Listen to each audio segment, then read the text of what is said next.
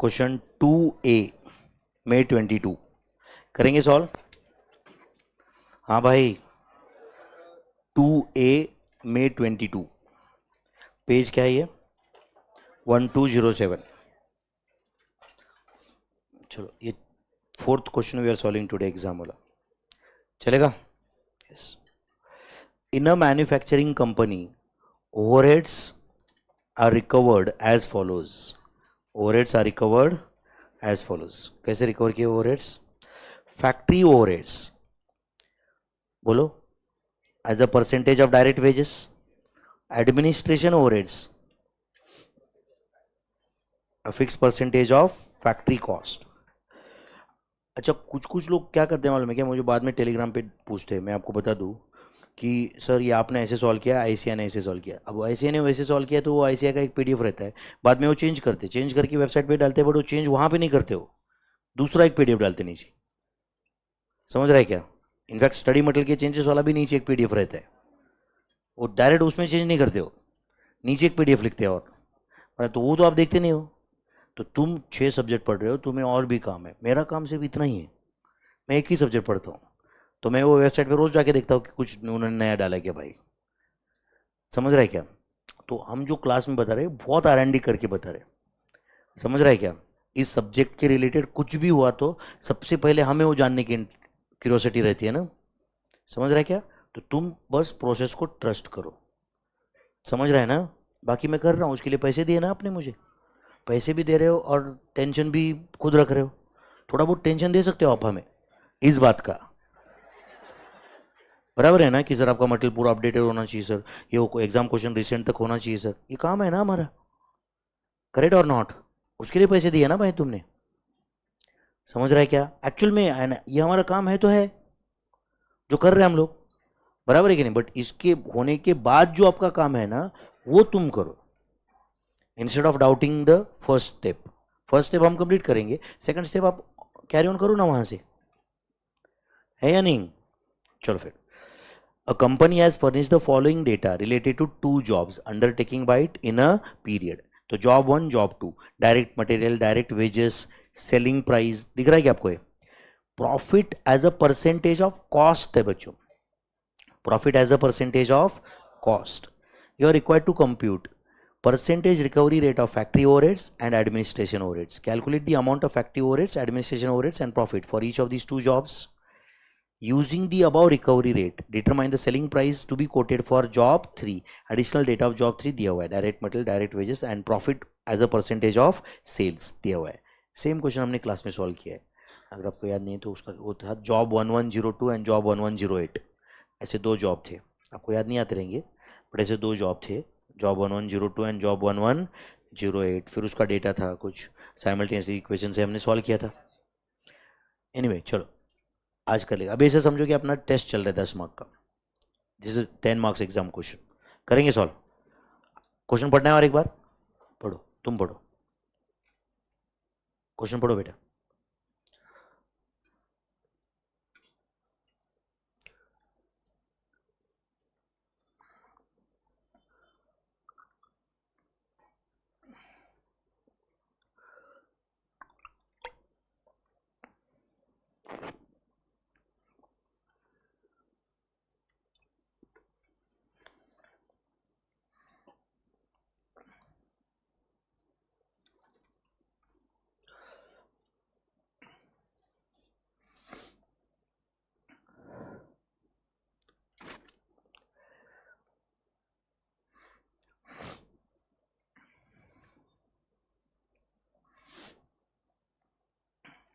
Yes बोलो, कैसे solve करना चाहिए तुम बताओ।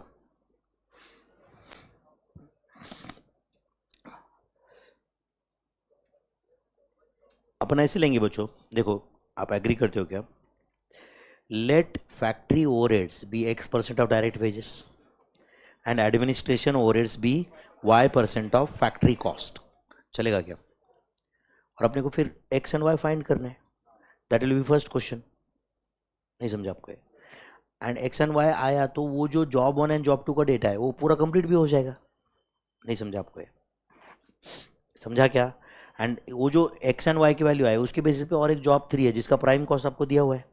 प्राइम कॉस्ट में फैक्ट्री ओवरहेड्स एडमिनिस्ट्रेशन से ऐड करेंगे, कॉस्ट ऑफ सेल्स तक पहुंचेंगे, बराबर है ना। प्रॉफिट कितना चाहिए वो भी दिया है, 15% ऑन सेल्स, मतलब कॉस्ट पे कितना।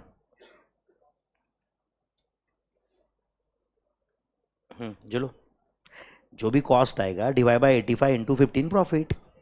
नहीं समझे ना, लाइक अरे 15% ऑन क्या है, सेल्स, मतलब 100 सेल्स है तो 15 15 क्या है, प्रॉफिट है, 85 कॉस्ट है, तो कॉस्ट तक तो पहुंच ही रहे ना अपन।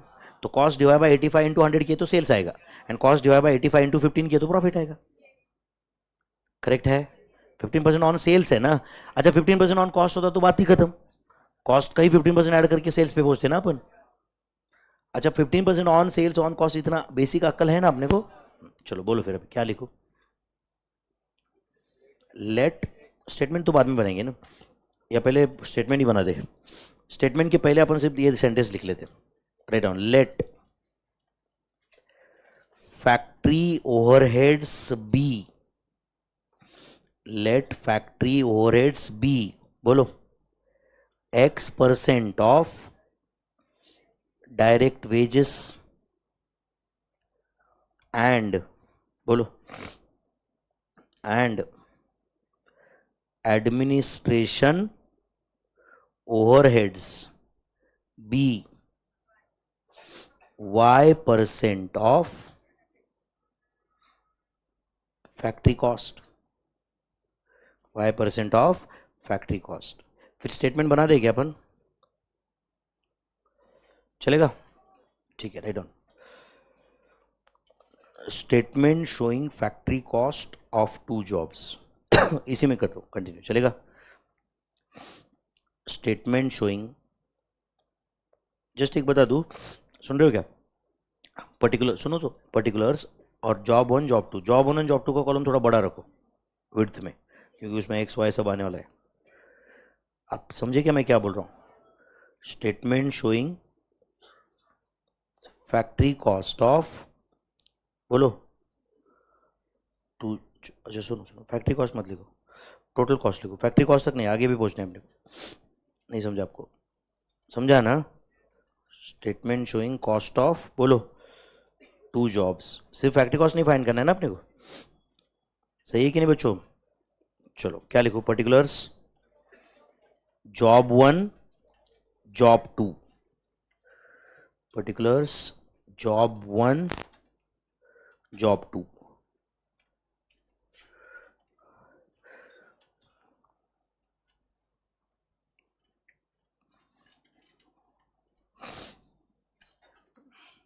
ठीक है,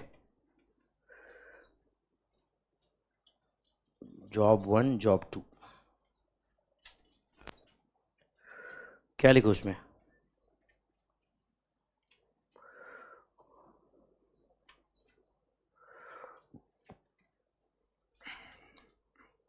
ए, स्टेटमेंट शोइंग फैक्ट्री कॉस्ट ऐसे लिख दिया आपने, लिखा है क्या भाई, ए, क्या लिखो उसमें, direct materials,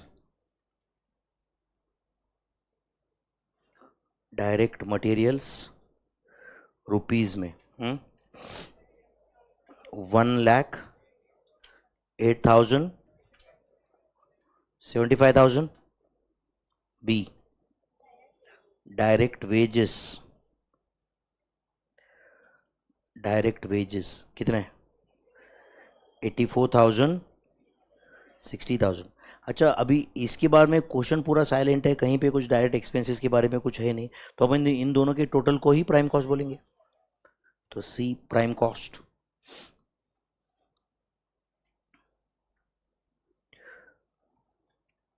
A plus B, answer 1,92,000 1,35,000 the prime cost. अभी बोलो फैक्ट्री ओवरहेड्स, फैक्ट्री ओवरहेड्स बोलो कितने, बी इंटू X%, या तो ऐसे करो B into X by 100, X% मतलब X बाय 100 ही हुआ ना, बी इंटू एक्स बाय 100, बोलो कितना आता है? 840x and this 600x, agreed? अरे बी इंटू एक्स परसेंट ना बच्चों, 84,000 into X by 100, 60,000 into X by 100, सही है? तो C प्लस डी क्या आ जाएगा? Factory cost. C plus D is the factory cost. How much is that? Factory cost, बोलो. 1,92,000 plus 840x and 1,35,000 plus 600x is the factory cost. अभी F बोलो. Administration overheads कितना है बच्चों? एडमिनिस्ट्रेशन ओवरहेड्स बोलो ना बच्चों. Administration overheads are y% of factory cost ना, तो E into Y by 100, E into Y by 100. तो देखो मैं सही लिख रहा हूँ क्या? y bye 100 into 1,92,000 plus 840x, तो मेरे ख्याल से ये आ रहा है 1920y plus 8.40xy. Do you agree? And ये आएगा y बाय 100 इंटू बोलो 1,35,000 प्लस 600x. अब तो याद आया रहेगा ना ऐसे क्वेश्चन सॉल्व किया करके अपन, किया है कि नहीं? तो बोलो कितना था? 1350y plus 6xy.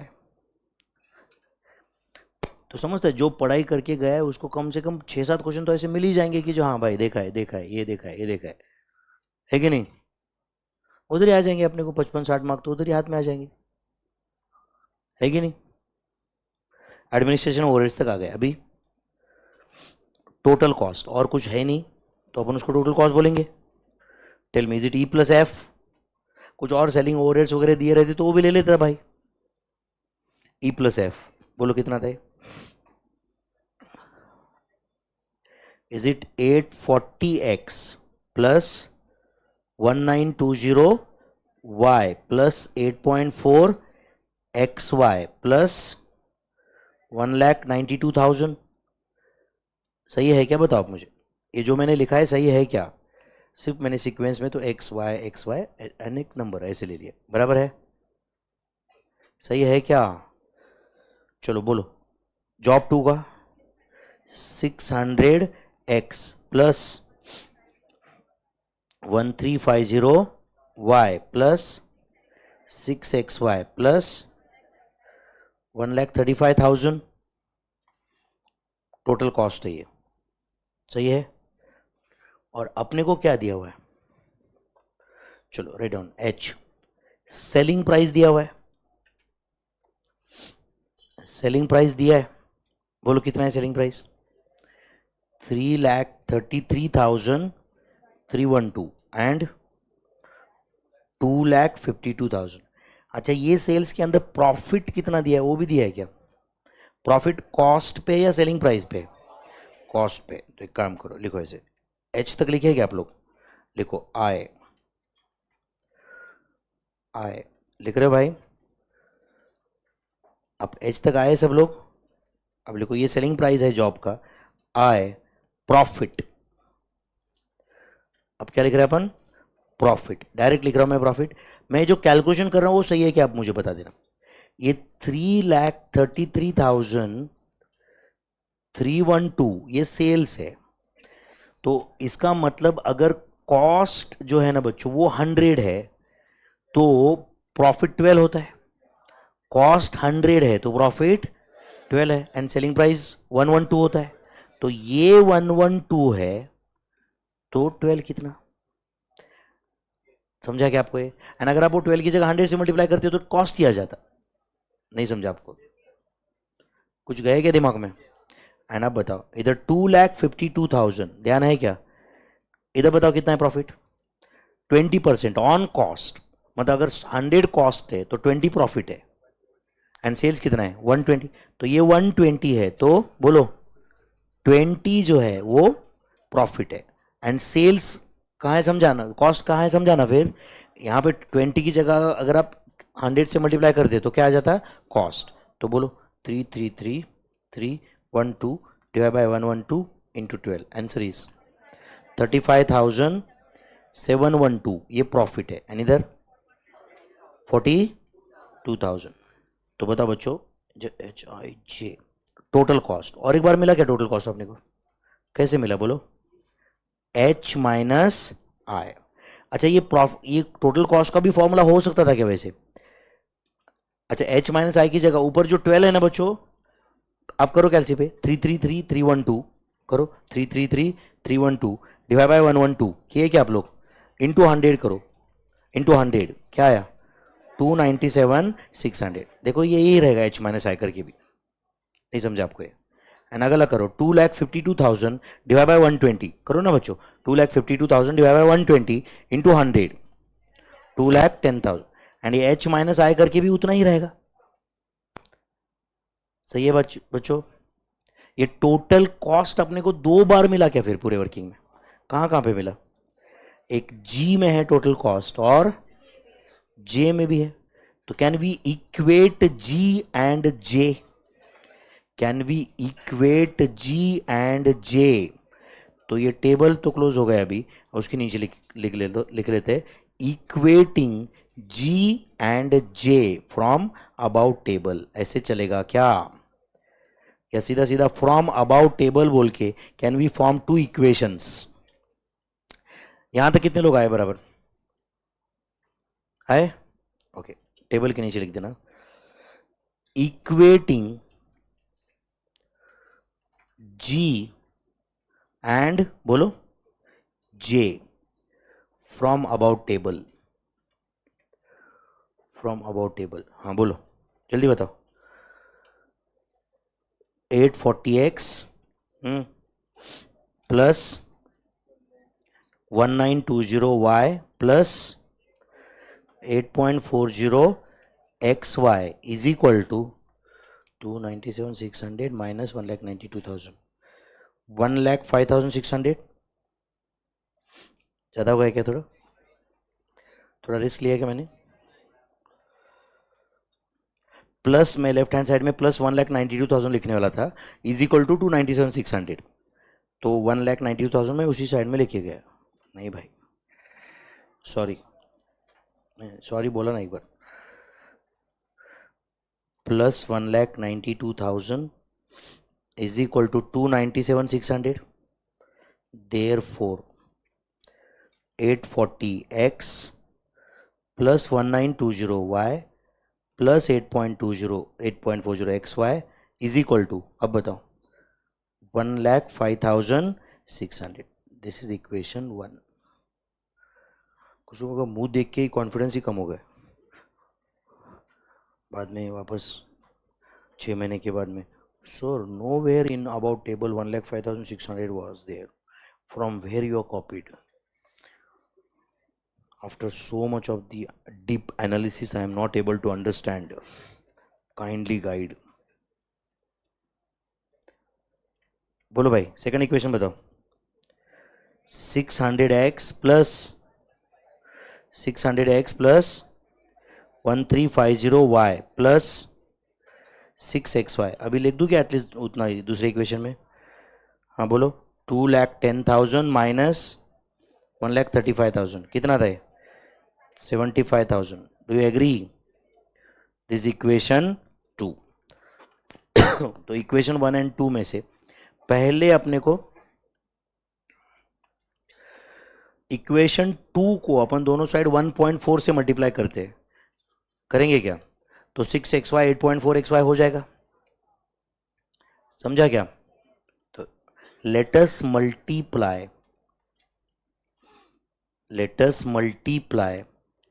Equation 2 by 1.40 on both sides and solve it with equation 1।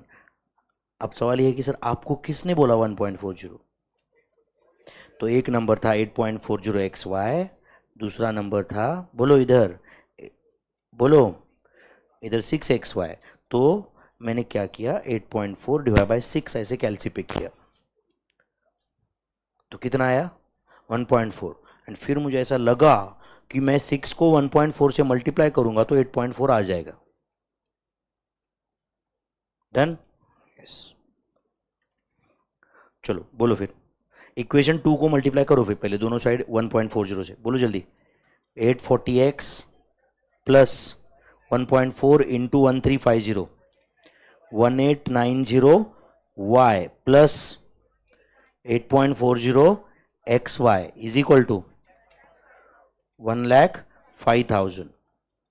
And equation 1 तो एज इट इज ही बताओ मुझे, 840x plus 1920y plus 8.40 XY is equal to 1,05,600।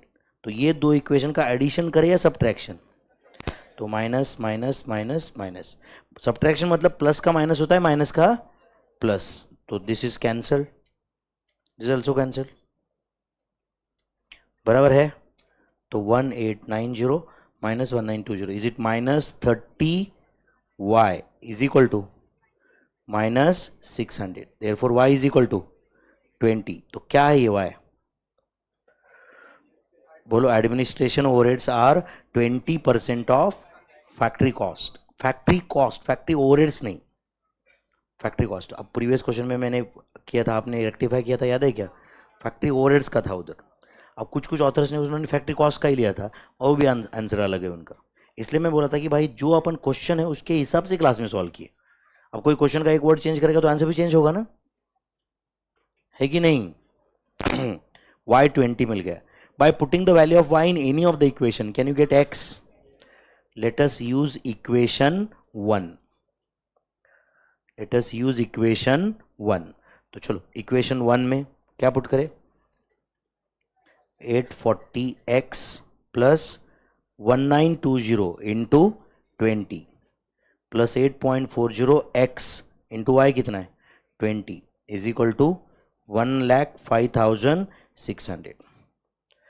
तो ये आता है 840x plus 8.4 into 20 is it 168x is equal to 1,05,600 minus 1920 into 20 38,400। थोड़ा tough था क्या बच्चों ये?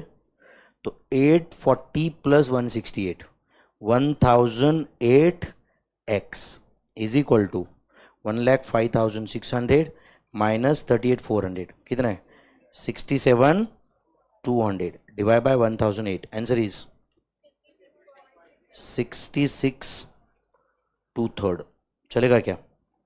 नहीं समझा आपको? 66.6666 यही आंसर है भाई। Do agree? 2/3 मतलब 0.666 ना। तो बोलो x का वैल्यू मिला, y का वैल्यू मिला, देयरफॉर x क्या था? x क्या था? बोलो। Factory overheads as a percentage of direct wages. तो कितना परसेंट है वो फिर? सॉरी 66/2 मतलब वेजेस का 66/2 है। एंड वाई क्या है बोलो? Administration overheads as a percentage of factory cost.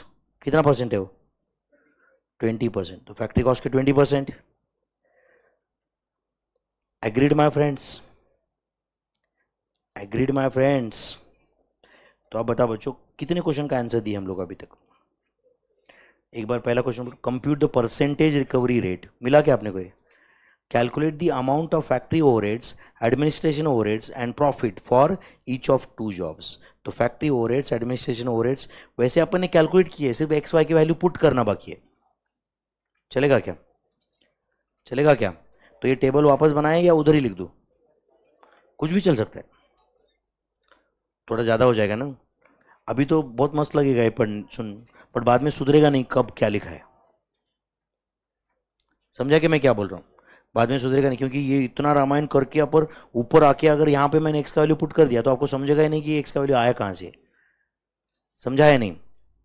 तो अपन एक काम करते बच्चों, ओके, अपना ऐसे लिख देंगे, statement of cost and profit for all 3 jobs साथ में कंप्लीट करते हैं। नहीं समझा आपको? जॉब 1 जॉब मतलब अपना एक फॉर्मेट भी बच जाएगा। नहीं समझा आपको? Statement end of cost and profit for all 3 jobs चलेगा? 1 2 का तो अपने को पता है, कॉपी पेस्ट करना है बस। नहीं समझा ना? पक्का? चलो right down, statement of cost and profit for all 3 jobs. तो राइट डाउन, सेकेंड वर्किंग जगह है ना, बहुत है ना? तो अगले प्रेफरेबली न्यू पेज पे लिखो, statement of cost and profit for 10 mark का एग्जाम क्वेश्चन है। Statement of cost and profit for all 3 jobs.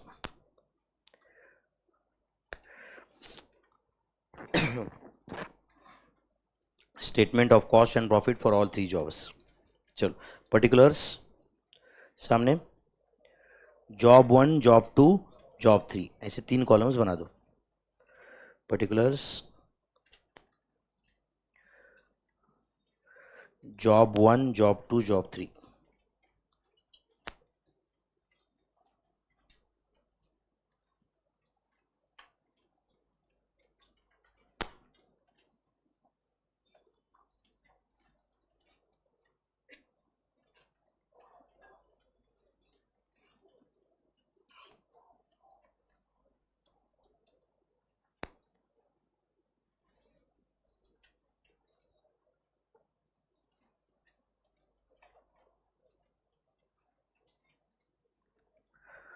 Particulars job 1 job 2 job 3 चलेगा बच्चों?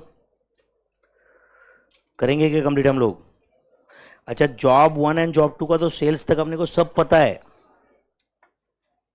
बराबर है ना? चलो बोलो कहां से स्टार्ट करें? राइट डाउन, ए डायरेक्ट मटेरियल्स।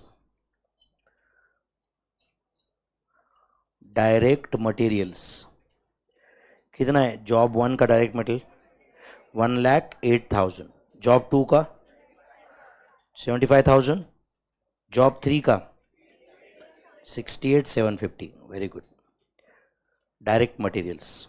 उसके बाद लिखो डायरेक्ट लेबर या direct wages. Direct wages basically rupees में, डायरेक्ट वेजेस रुपीज में कितना भाई? 84,000, 60,000 एंड 22,500, 22,500। इन दोनों के टोटल को क्या बोलेंगे अपन? Prime cost. Prime cost A plus B. ठीक है भाई, बोलो फिर कितना है प्राइम कॉस्ट?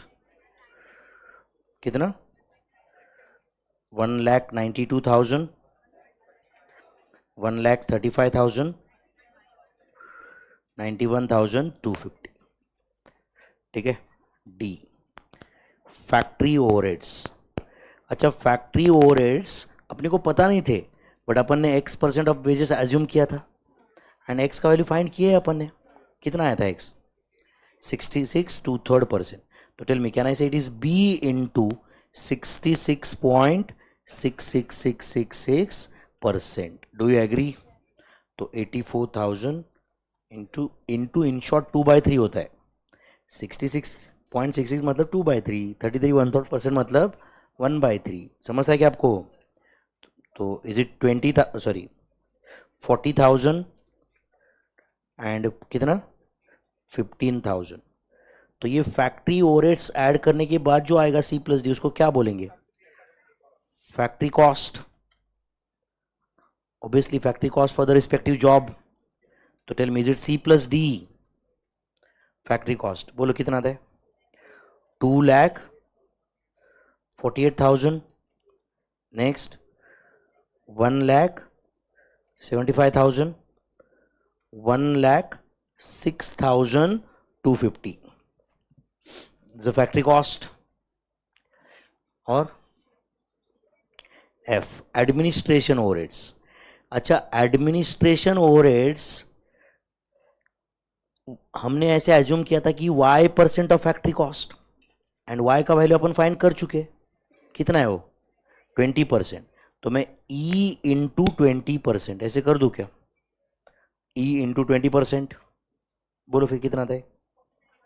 49,600. नेक्स्ट 35,000, 21,250. गुड.